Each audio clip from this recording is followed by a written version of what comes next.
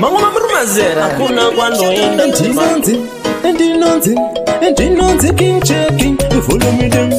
akara ndikaudze modiwa wangu ndikaudze zviri mupfungwa dzangu andinokuda ni baby wangu ndiwe mbabvu yangu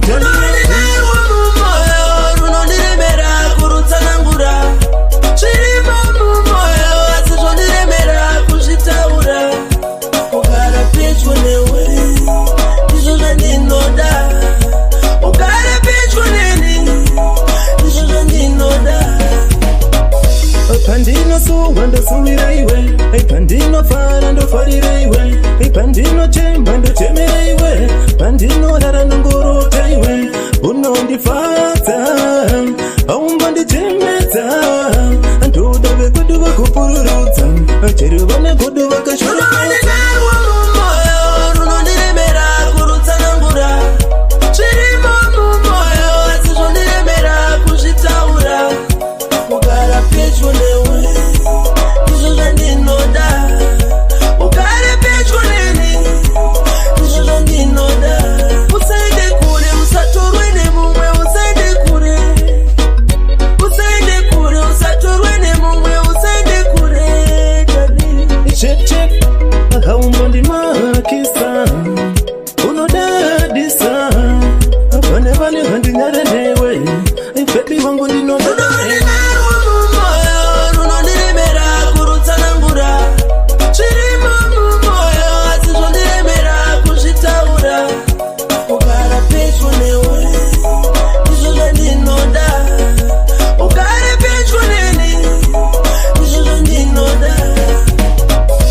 Pandinosuwa ndosuvira iwe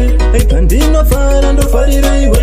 pandinochemba ndochemera iwe pandinorara ndongorota iwe unondifadza aumbondichemedza ndoda vekudu vakupururudza chero vane kudu vakashora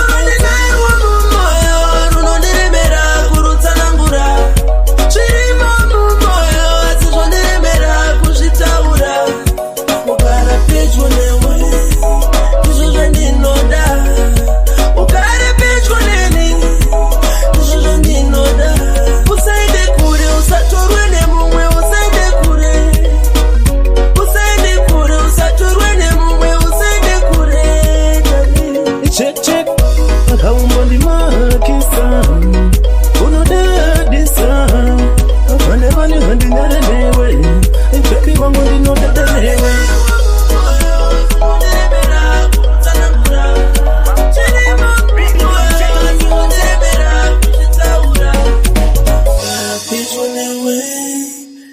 Ndinoda